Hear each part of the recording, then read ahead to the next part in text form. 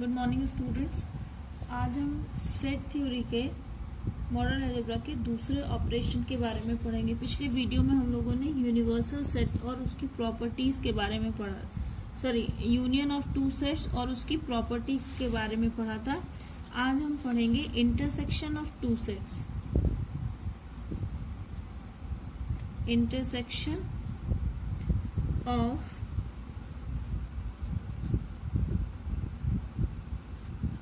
Two sets, या हिंदी में इसे कहते हैं सर्वनिष्ठ।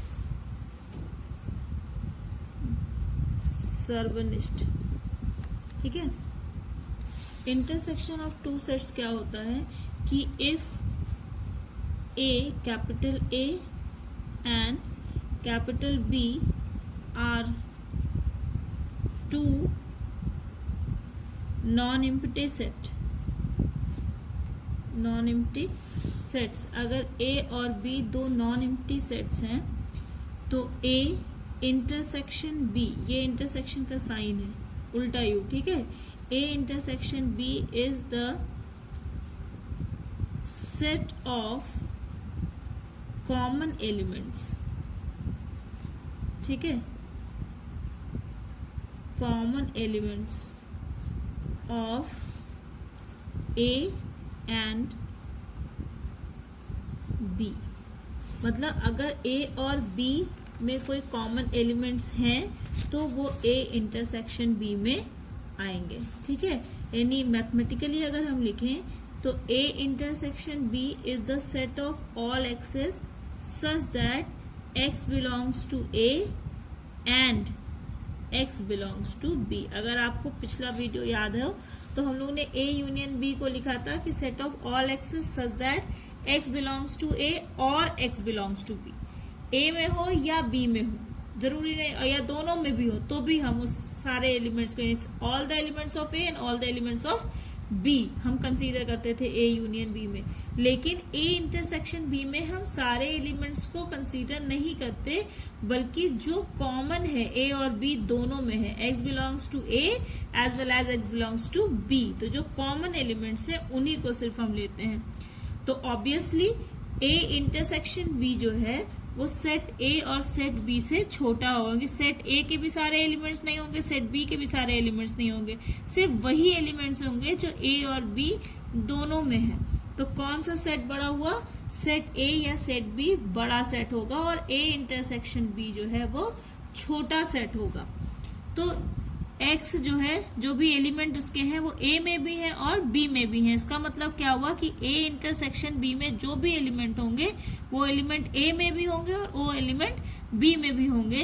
तो therefore A intersection B is subset of A and it is also a subset of B, ठीक है। ए इंटरसेक्शन बी जो है वो ए का भी सबसेट होगा और बी का भी सबसेट होगा, ठीक। मैथमेटिकली इसे हम क्या लिखेंगे कि अगर हम कहते हैं कि x belongs to a intersection b, then it implies x belongs to a and x belongs to b।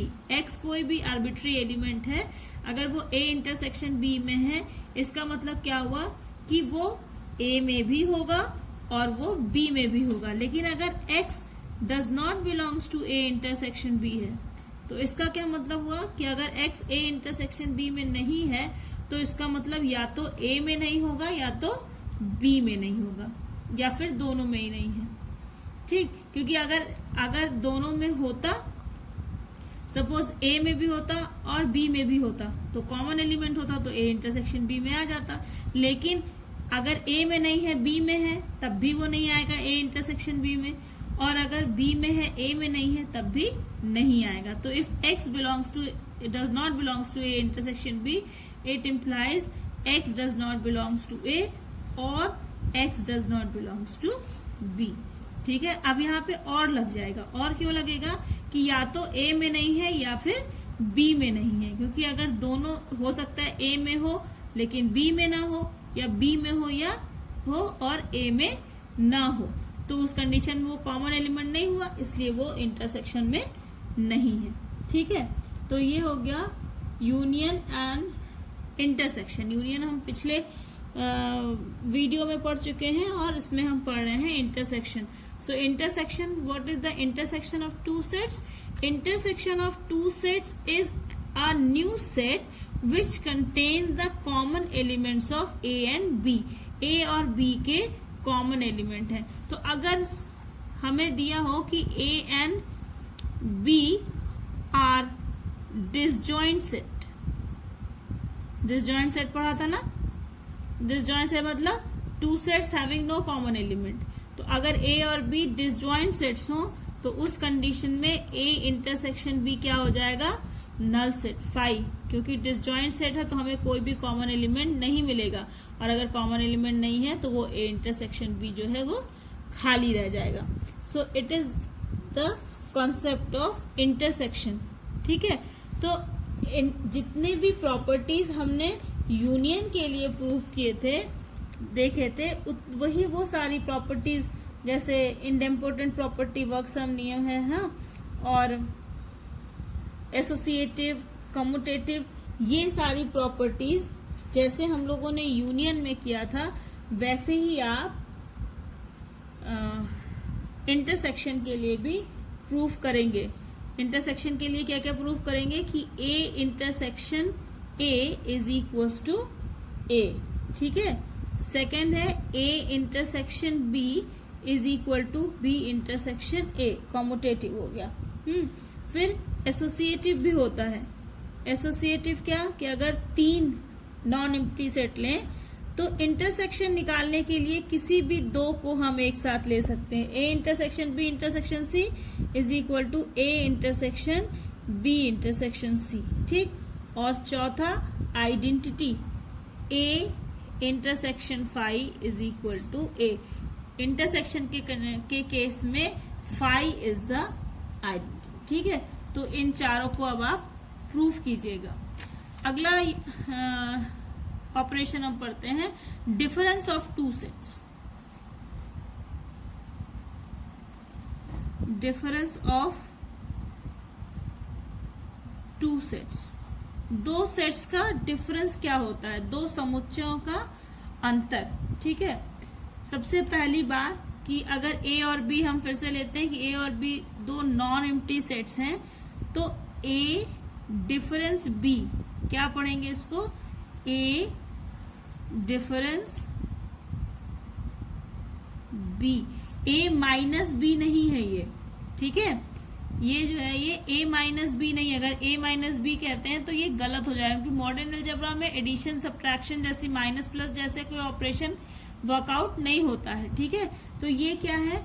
ये ए डिफरेंस बी है, ये भी एक सेट होगा। A difference B is a set of elements, set of all x है, such that कि A x belongs to A but x does not belongs to B. ठीक है, इंटरसेक्शन क्या लिया था? कॉमन एलिमेंट्स का।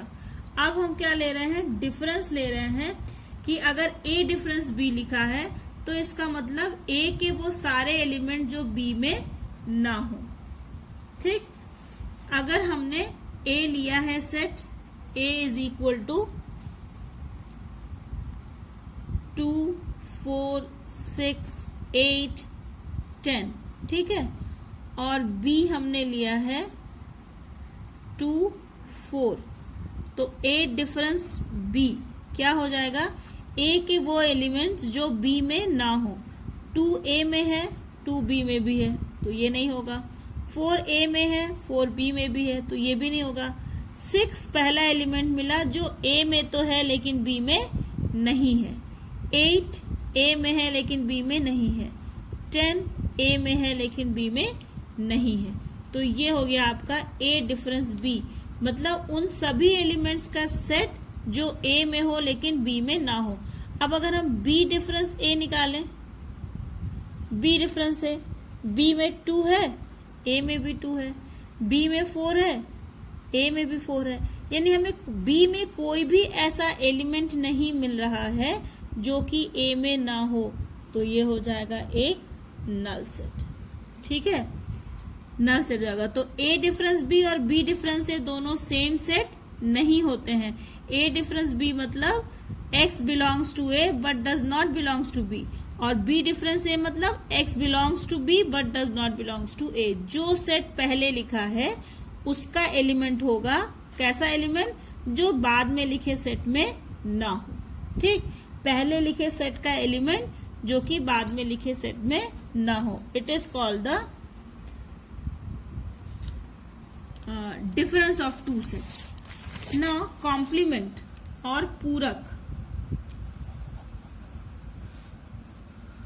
कॉम्प्लीमेंट या हिंदी में कहते हैं पूरक। ठीक है, if A is a non-empty set, then A dash को क्या कहते हैं हम, complement of A। Complement of A मतलब क्या हुआ, A dash is the set of all x's such that x belongs to U but does not belongs to A.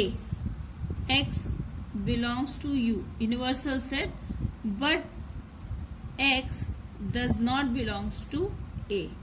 A complement क्या है, A कॉम्प्लीमेंट ऐसा सेट है जिसमें universal set के सारे एलिमेंट होंगे सिर्फ उनको छोड़कर जो A में हो, या इसीलिए हम इसको कॉम्प्लीमेंट को लिख सकते हैं A complement is equal to universal set difference A। Universal set पिछले वीडियो में बच्चों हम लोग डिस्कस किया था कि यूनिवर्सल सेट क्या होता है, किसी स्पेसिफिक कॉन्टेक्स्ट में लिया गया एक बड़ा सेट जिसमें सभी दिए हुए सेट समा जाएं या सभी दिए हुए सेट उसके सबसेट हों।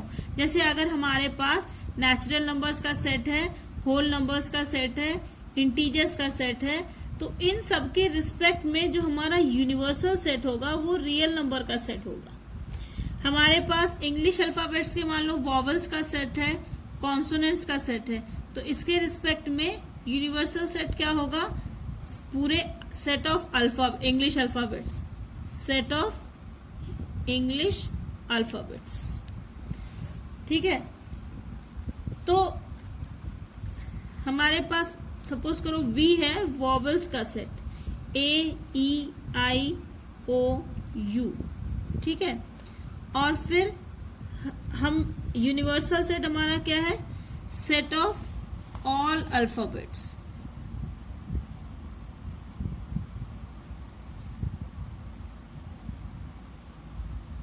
ठीक, तो V कॉम्प्लीमेंट, V सेट लिया था, V कॉम्प्लीमेंट क्या हो जाएगा, V complement is U difference V। U difference V मतलब क्या हुआ, set of all x's such that X belongs to U but X does not belongs to V। तो ये हो गया U में हो लेकिन V में ना हो, A V में है तो ये नहीं होगा, B नहीं है तो B होगा, C होगा, D होगा, E नहीं होगा क्योंकि E यहां पर है, F G H, फिर I नहीं होगा क्योंकि I यहां पर है, फिर J K, इस तरह से L M N L M N, फिर O नहीं होगा, P Q R S T, फिर U नहीं होगा, U यहां पर है, V W X Y Z। ठीक है, ये V कॉम्प्लीमेंट हो गया।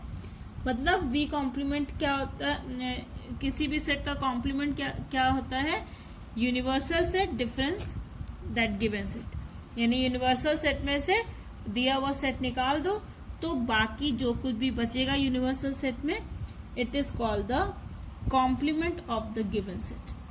ठीक है बच्चों, एक टॉपिक हम लोग को पढ़ना रह गया था, इंटरवल।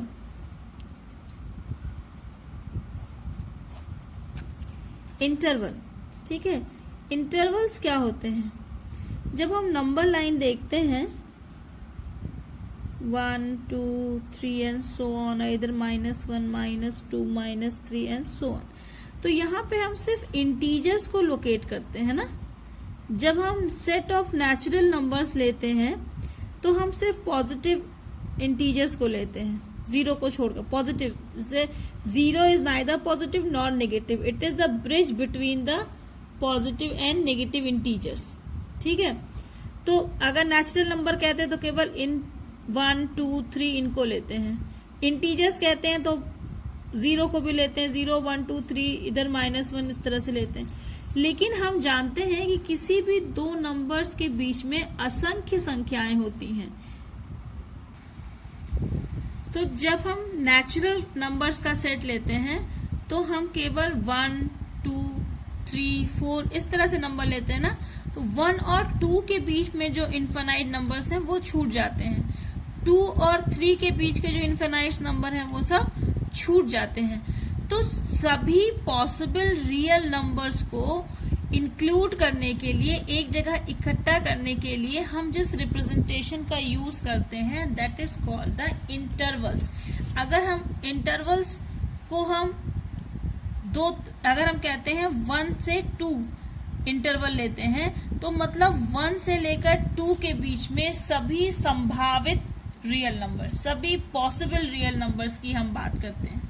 ठीक है, तो नंबर लाइन पर किसी भी दो नंबर्स के बीच में, किसी भी दो इंटीजर्स के बीच में सभी पॉसिबल रियल नंबर्स को कलेक्ट करने का जो तरीका होता है, लिखने का जो तरीका होता है, उसी को हम इंटरवल कहते हैं। ठीक है, इंटरवल 4 तरह के होते हैं। सबसे पहला ओपन इंटरवल।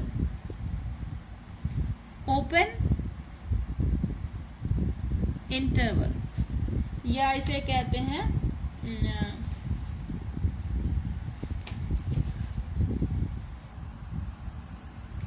ओपन इंटरवल, या इसे कहते हैं खुला अंतराल। खुला अंतराल। खुला अंतराल क्या होता है कि अगर ए बी कोई रियल नंबर है, ए और बी कोई भी रियल नंबर है, such that A B open interval में ऐसे स्मॉल ब्रैकेट में लिखते हैं ए कॉमा बी। तो it is set of all x's such that A is less than x and x is less than B. क्या मतलब हुआ इसका कि ये नंबर लाइन है, यहाँ पे कोई नंबर है ए, यहाँ पे कोई नंबर है बी। तो ये ओपन इंटरवल का मतलब हुआ कि ए और बी को छोड़कर, ए के जस्ट बाद से लेकर और बी के जस्ट पहले तक जितने भी पॉसिबल रियल नंबर्स हैं उन सभी रियल नंबर्स का सेट। और अगर इसी को हम क्लोज इंटरवल कहें, क्लोज इंटरवल, तो इसे हम स्क्वायर ब्रैकेट में लिखते हैं और इसका मतलब होता है set of all x's such that A is less than equal to x, x is less than equal to B. इसका क्या मतलब हुआ कि नंबर लाइन पे अगर हम दो नंबर लें ए और बी, तो ए से लेकर और बी तक के, मतलब ए और बी को भी लिए हैं, ए से स्टार्ट किए हैं और बी तक गए हैं, सभी रियल नंबर्स। तो ये हो गया क्लोज इंटरवल। और जब हम कहते हैं ओपन इंटरवल ए बी, तो मतलब ए और बी को छोड़कर उसके बीच के नंबर। देखो यहाँ पे लिखा है ना less than, A is less than x, x से छोटा है, यानी एक्स क्या है उसके दाहिनी तरफ है, एकदम कोइंसाइड नहीं कर रहा है। And x is less than B, यानी बी के जस्ट लेफ्ट तक। जबकि यहां हमने क्या लिखा है, A is less than equal to x. जब इक्वल टू होगा तो एक्स ए के बराबर हो जाएगा। ऐसे ही x is less than equal to B, तो जब इक्वल टू बी आएगा तो ये बी के एकदम बराबर हो जाएगा। तो क्लोज इंटरवल में क्या होता है, ए और बी इंक्लूड होते हैं और ओपन इंटरवल में ए और बी के बीच के नंबर होते हैं, ए और बी इंक्लूड नहीं होते। जरूरत क्या पड़ती है इंटरवल को लिखने की, जब हम सेट्स लिखते हैं तो सेट में हम स्पेसिफिक एलिमेंट्स को सिर्फ लिखते हैं। बताया ना नेचुरल नंबर का सेट है तो केवल पॉजिटिव इंटीजर्स को लिया, इंटीजर्स का सेट है तो पॉजिटिव नेगेटिव दोनों नेचुरल नंबर्स के लिए, तो हम सिर्फ स्पेसिफिक एलिमेंट्स लेते हैं। लेकिन जब हम इंटरवल लिखते हैं तो इंटरवल में हम स्पेसिफिक एलिमेंट्स नहीं बल्कि किसी दो नंबर के बीच आने वाले सभी पॉसिबल रियल नंबर्स को ले लेते हैं। ठीक है, तो इस तरह से ये हो गया ओपन इंटरवल और क्लोज इंटरवल। एक होता है सेमी ओपन। सेमी ओपन मतलब हुआ कि एक एंड पे ओपन और दूसरे एंड पर क्लोज, इसे हम कहते हैं सेमी ओपन। इसे ये सपोज करो माइनस इन्फिनाइट से प्लस इन्फिनाइट तक हमारा ये नंबर लाइन है और ये है ए और ये है बी, दो नंबर्स है। ठीक है, हमेशा छोटा वाला नंबर लेफ्ट साइड में लिखा जाएगा। जब भी हम इंटरवल लिखते हैं ए बी तो ये हमेशा ध्यान रखना कि A is always less than B. ठीक है, A is less than B. तो ये सेमी ओपन में क्या हुआ कि ए इंक्लूड नहीं है। जहां ओपन होता है वहां हम खाली गोला बनाते हैं और जहां क्लोज होता है वहां हम डॉट बनाते हैं। ठीक है, it means this point is open and this is close. अगर यहाँ पे आपने डार्क कर दिया तो ये गलत हो जाएगा। ठीक है, अगर ओपन इंटरवल ए बी है तो ये दोनों ऐसे खाली गोले बनेंगे। ठीक है, अगर क्लोज इंटरवल ए बी है तो ये दोनों गोले डार्क बनेंगे। अब ये ए पर ओपन है और बी पर क्लोज है, इसका मतलब हुआ कि ए के जस्ट बाद से शुरू करेंगे नंबर लेना और कहां तक लेंगे, बी तक लेंगे। ठीक है, मतलब ये हो गया set of all x's such that A is less than x, x is less than equal to B. तो जहां पर लेस देन इक्वल टू होता है वहां क्लोज इंटरवल होता है, जहां केवल लेस देन या केवल ग्रेटर देन होता है वहां पर ओपन इंटरवल होता है। चौथा है सेमी क्लोज्ड। सेमी क्लोज्ड क्या होता है, लेफ्ट हैंड पे क्लोज और राइट हैंड पर open. Set of all x's such that अब ए पे क्लोज है तो A is less than equal to x और बी पर ओपन है तो simple less than B. It is the concept of intervals. ठीक है बच्चों, आज के लिए इतना ही। किसी बच्चे ने मुझसे पूछा था कि एक्सरसाइज 1.3 के इंटरवल्स वाले क्वेश्चंस भी कर सकते हैं, तो बिल्कुल करना है, इंटरवल्स वाले क्वेश्चन भी करना है। अब हम अपने नेक्स्ट वीडियो में वेन डायग्राम पढ़ेंगे और जितने भी ऑपरेशंस हमने पढ़े हैं उनकी मदद से कुछ रिजल्ट्स को प्रूव करना सीखेंगे। So till then bye.